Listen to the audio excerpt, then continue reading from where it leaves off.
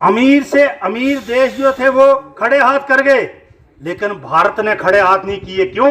क्योंकि भारत की इकॉनमी जो थी वो एग्रीकल्चर बेस्ड थी। एग्रीकल्चर इकॉनमी की वजह से भारत जो है वो कोलैप्स नहीं हुआ। एक हफीज कुरैशी जी एक दिन दिखा रहे थे, हमारा कोई फार्मर बेचारा, मुझे उसको एड्रेस नहीं याद रहा, उस पे सतीश जी कहाँ के रहना आए हैं ना, सतीश शर्मा, ये पोस्ट ग्रेजुएट लड़का है। मुझे बड़ी खुशी हुई। ऐसी चीजों को हमें प्रोजेक्ट और दूसरे जो वैरायटी है उसका कितना फर्क है। मुझे लगता है क्वालिटी पे फोकस करना बहुत जरूरी है, उसकी ग्रेडिंग, प्रॉपर मार्केटिंग, और इसमें कोई दो राय नहीं है कि किसान की इनकम जो है वो डबल हो सकती है। लेकिन हमारा सपना है 2022 जब भारत की आजादी के 75 साल होंगे, आजादी के 75 साल जब हो, हमारे देश के किसान की आय डबल होनी चाहिए, 2 गुना होनी चाहिए, और उसके लिए हम काम कर रहे हैं।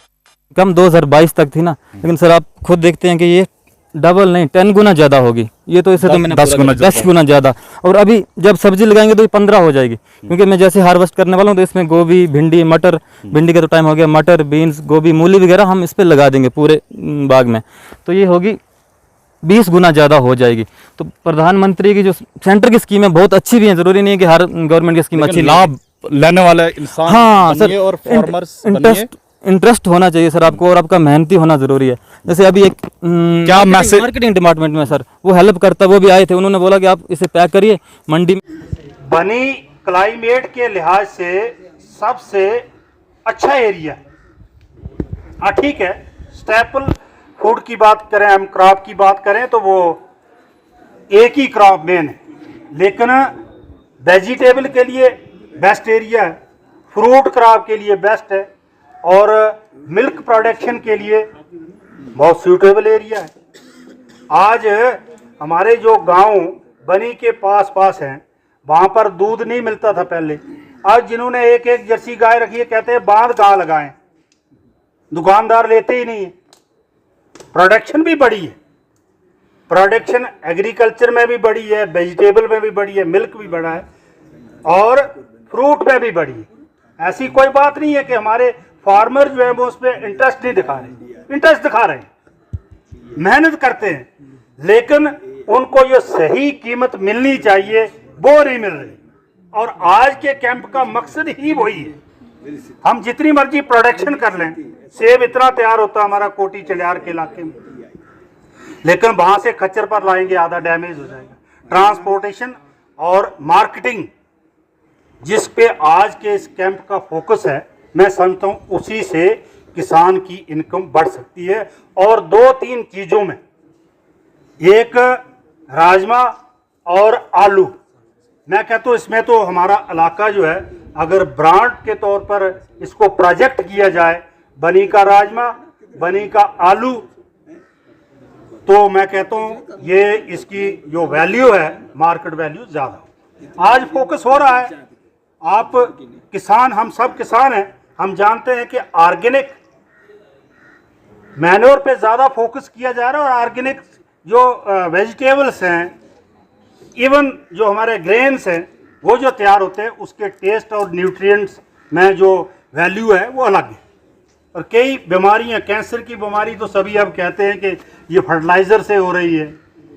तो ये ऑर्गेनिक वेजिटेबल हम जब कठुआ से आते हैं, वाया दुनेरा आते हैं, वहाँ पर एक शुरू में एक आते थी, ये लोकल देसी सब्जी है वो देसी नहीं है, लाता वो मंडी से ही है।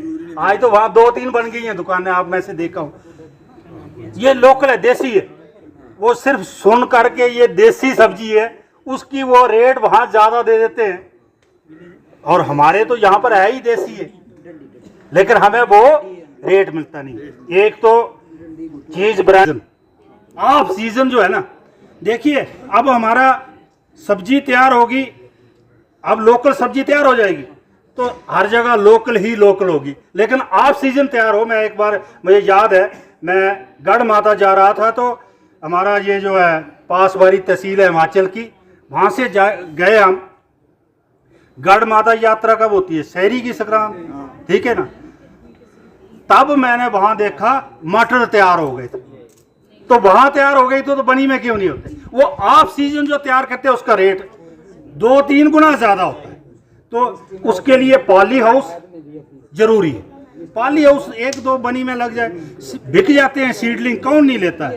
अगर टाइमली हो जाए, मैं ले की बात करता हूँ, आप शायद यकीन नहीं मानेंगे, मैं नोबरा में था सर, मैं फरवरी में जो हाई आल्टीट्यूड रिसर्च आर्मी का है, वहाँ फरवरी में वो मुझे सब्जी देते थे, आर्मी वाले पहुँचा देते। वो पूरा पर वो फिर वो बना हुआ था, इतना तो यहाँ पर हमारा फार्मर कर नहीं सकता। लेकिन हमें फरवरी नहीं, मार्च फर्स्ट वीक में भी हमें अगर वेजिटेबल के सीडलिंग्स मिल जाएं तो वो सब्जी जो मई जून में तैयार होगी, मई जून में आराम से तैयार हो जाती है, उसकी कीमत हमें ज़्यादा मिलेगी।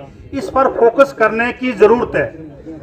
आज हम कह रहे थे कि एग्रीकल्चर, सॉरी ये हार्टिकल्चर का जो बल्गेरियन सेब आया है, एक सैंपल के तौर पर लगाया था हमारा इधर, ये डुग के पास एक लगाया राकेश ने, कितना अच्छा फ्रूट दे रहा है और कितना अट्रैक्टिव है, उसके और दूसरे जो वैरायटी है उसका कितना फर्क है। मुझे लगता है क्वालिटी पे फोकस करना बहुत ज़रूरी है, उसकी ग्रेडिंग, प्रॉपर मार्केटिंग, और इसमें कोई दो राय नहीं है कि किसान की इनकम जो है वो डबल हो सकती है, लेकिन उसमें इंटरेस्ट की बात है। सरपंच साहब बैठे हैं सिटी वाले, मैं इनके घर गया, इन्होंने फर्स्ट क्लास सब्जी तैयार की हुई थी और वो भी ऑफ सीजन तैयार की हुई थी। इंटरेस्ट की बात है।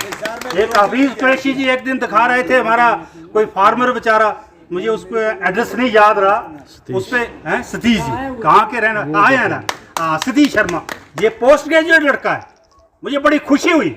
ऐसी चीज़ों को हमें प्रोजेक्ट करना चाहिए, इन लोगों को हमें हाईलाइट करना चाहिए और इनसे हमें सीखना चाहिए। और मैं आपको ये कहूँ कि एग्रीकल्चर, हॉर्टिकल्चर, मुझे लगता है आपकी मेरी थोड़ी बात लंबी हो जाएगी। कोरोना काल 2020 और 21 में रहा, दुनिया की पूरी इकॉनमी शटल हो गई।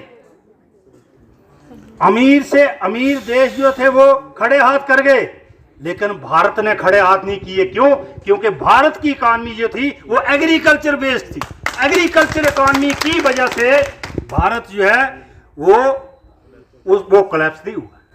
आप देख लीजिए बाकी देशों का क्या हाल है।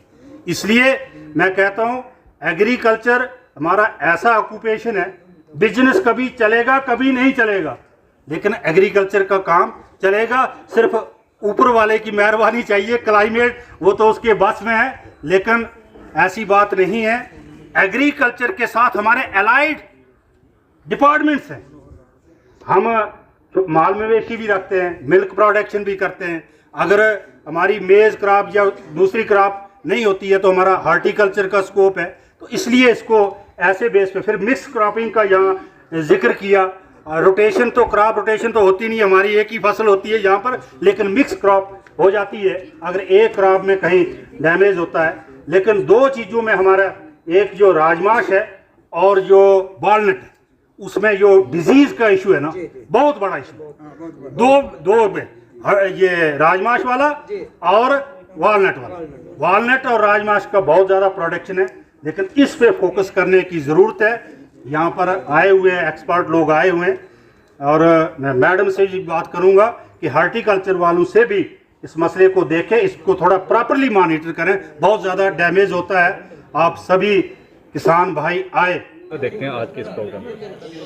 मैं धन्यवाद करूंगा डिप्टी रजिस्ट्रार कठुआ का और केवीसी कठुआ से जो हमारे साइंटिस्ट आए हुए और पूरे डिपार्टमेंट का, और हमारे सरपंचेस पंचेस और किसान भाई यहाँ पर आज के कैंप में आए थे और बहुत सारी जानकारी इन्होंने एफपीओ के बारे में दी है और मार्केटिंग को कैसे बढ़ाया जाए, किसान की इनकम कैसे डबल की जाए। बहुत ही अच्छा अवेयरनेस कैंप लगा और मैं उम्मीद करता हूं कि हमारे बनी के जो किसान भाई हैं उनको इस कैंप से बहुत लाभ होने वाला है। जिस तरह से सर हालिया दिनों बारिशें हुई यहाँ पर और बहुत सारे किसान भाइयों का यहाँ पर नुकसान भी हुआ बारिशों से, और साथ साथ में एक यहाँ पर कह रहे हैं कि फसल जो है वो ख़राब हो रही है, किस तरह देखते हैं? देखिए, मैं गवर्नमेंट से अपील करूंगा, स्टेट गवर्नमेंट से अपील करूंगा कि जहां भी हमारे किसान भाइयों को नुकसान हुआ है उनको मुनासिब रिलीफ दिया जाए। और अभी तक तो ऐसे लगता है कि इतने ख़राब भी मौसम नहीं है, लेकिन कहीं जहां हमारे किसान भाइयों को नुकसान हुआ है उनको असेसमेंट की जाए कंसर्न डिपार्टमेंट के थ्रू और उनको मुआवजा दिया जाए।